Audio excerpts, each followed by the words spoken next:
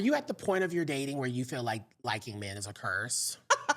I kind of feel that way. What is a plague? It's a plague. Oh my God. I just, It's a plague. If I genuinely could, like, that's how you know it's not a choice. Because if I could, I would be with some really gorge, mass stud lesbian. I'd be like, pull out the silicone. I'm down. I am so down, but I'm. Same, sister. I know. The burden of liking men is crazy. It's a curse. It's a plague. I couldn't agree with you more. That's why we're seeing more and more of these memes pop up. Like, if it was a choice, why? Yes. It's a choice, why? Yes. Like, why would I choose this hard life? Why would I choose struggle? Do I look like I choose struggle? No, I will say I've had some really beautiful experiences with dating men in LA. I've had some awful experiences dating men in LA. What I think the problem with LA is, and I don't actually know if this is specific to LA, but I think because LA is what she is, yes, it's heightened here. Yeah. That people are paralyzed by choice everywhere. Like the apps, the social media, the access to travel, like people just feel like there are so many options. And that's an illusion. There aren't so many options. Yeah. There's no more options than there ever were before. You just have access to more people. You have apps. You have different ways to communicate with, meet people. You have people who are more willing to be outside. Like you can move to another country and date people there. Like there's so many different options. But if you're really looking for love and connection, there aren't that many options. Yeah, and I also feel like it's rooted in the illusion of what people think LA is. Yes. Like, I think this is like the whole transplant of it all. Like when you move to LA and you think you're living a certain life and you kind of maneuver and navigate this city in that way. And I think it's hard to truly want to get to know someone when all you think is like, their motives behind you is like, oh, well, what do you do? Like, what, like, how can I share space with you? Like how it just gets very icky and gross. And there's such a well, the what do you do thing is always it's a normal question to ask. For someone sure, it is. Like it is. It is a normal question. But in LA, it's like you have to be specifically strategic about what point in the conversation you ask someone what they do and what the tone is when you ask them that. Like any other place, pretty much anywhere that you ask someone what they do, it would be a normal fucking question to ask. I've visibly seen people, like when I first moved here, I, at the time, was working in fashion. I was doing some fashion PR. And I also was just kind of like still like serving, trying to like get my footing. I just moved here, didn't know what I was doing. And I remember being at an event and someone asked me, and I like told them, oh, I'm kind of like freelancing this, but I'm also like just a full-time server right now. And their face changed.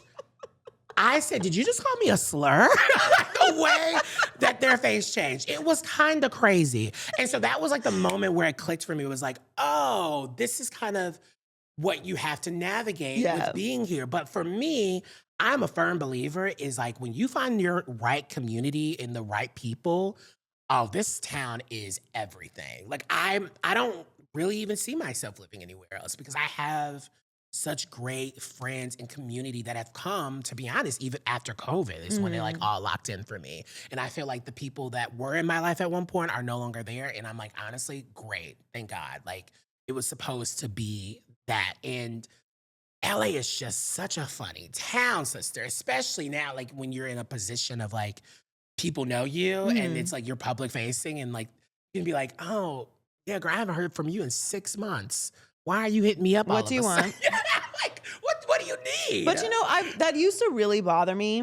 But I do think that every relationship doesn't have to be like a genuine friendship connection. Like some relationships are transactional, and that's okay. For sure. And like, I came here to LA with the idea that every relationship needed to be like significant or important or genuine or you know something more than just a transaction. And now I'm like, no. There are certain relationships that are purely transactional. Like, I need this from you. You need this from me. Thank you. Have a good day. Like, it's all love. But we don't need to pretend like we're going to go. Did you have a conversation with them about that? Or was it just kind of No, this is a lot of people. I think like you just, I think when you are in this business, you kind of start to get the energy from people that you need to get to recognize, is this a real friendship or is this just a working relationship? Work. Is this just a purely transactional relationship that we're going to pretend like we're cool? Is like, Yeah. I don't need to call everybody my friend. Yeah. This is this person to me. This is that person to me. And that's okay because I have my circle of people that I trust and love. Well, I've recently learned about the calling everyone my friend because I'm a Leo. I'm very I can connect very easily, and I think I have an ability to make people like very comfortable and like tell me all their deepest darkest secrets. And it's like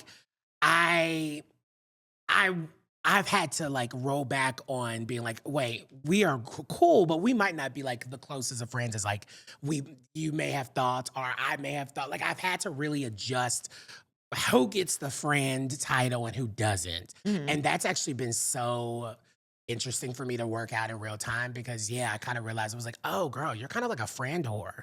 You're just giving it up to everybody. Just giving it up to everybody. You have to watch people that overshare. They are, particularly when they haven't earned, when you haven't earned the right to the stuff that they tell you. Yeah. Like oversharing is a trap. And my God, I'm very wary of it. When people start telling me stuff, I'm like, because I'm the same way where people will just tell me things that I have no business knowing. Oh, I love a Capricorn. And y'all have an ability to get something out of us, and you'll just be sitting there like, wow, what am I supposed to do with this? I have nothing for you. I'm sorry that happened to you. I don't know. I'm gonna, but it's also, at least for me, I don't store things I don't need. Yeah. So if someone who I do not like have a really strong relationship with is telling me something too much, I mean, I've literally had someone have a full on meltdown on me, like snot bubbles on my sweater. I had met this woman that day. I was like, why is this happening to me? and if you know me, as Marcos does, like I am not a huge toucher. Like, oh my God. Human physical connection. Like that just gave you the ick. Unimaginable. And she's like all over me. I'm like, I'm gonna lose my mind. But that does happen though. Yeah. And like you have to be wary of those people because it's a bit manipulative. Because you don't know me. And don't talk about my trusting energy. Yeah. Like, please. You don't know love me. bombing in a way. Like it's like a is love friendship bombing. love bombing. And it's do you? You don't That's love a kind bomb? of crazy to me. I love gotta a make you love work bomb. for it. I do love them. Going back to the dating thing, I do love, you can catch me real easy. Like I'll fall for you if you have great banter. If you can kind of put me like in my place and kind of like we can do like a little sparring situation, playful, not too much, because I'm a sensitive girl. Not too much of my girl. But I do love a playful banter, and so like anybody can kind of like get me to my. Well, let me cut. Mind your business. Listen, but banter is important though. And banter so goes such a long way because nobody does it anymore. Yeah. So if you have good banter, like, is that something that exists with straight men? Like, tell me, because I feel like watching like hetero people mate is like watching the Discovery Channel. It's like it is. I feel like I've only seen it a few times, and I'm like, oh my God, are they about to like do? well, listen, like, it actually. It doesn't. Oh, it wow. doesn't. It doesn't very often, and that's why straight men who have good banter do so well. Because I'll speak for myself. I can't speak for all women, but for me, I love to talk. Work. And it's not that I love to like tell all my deepest, darkest secrets, but like I want to get to know somebody. Yeah. Like I want to know how you think, how you feel about things, what's important to you. What are your hobbies? Like, how do you spend your day? What's your relationship like with your family? Like, I'll have all that whole same conversation in like one dinner.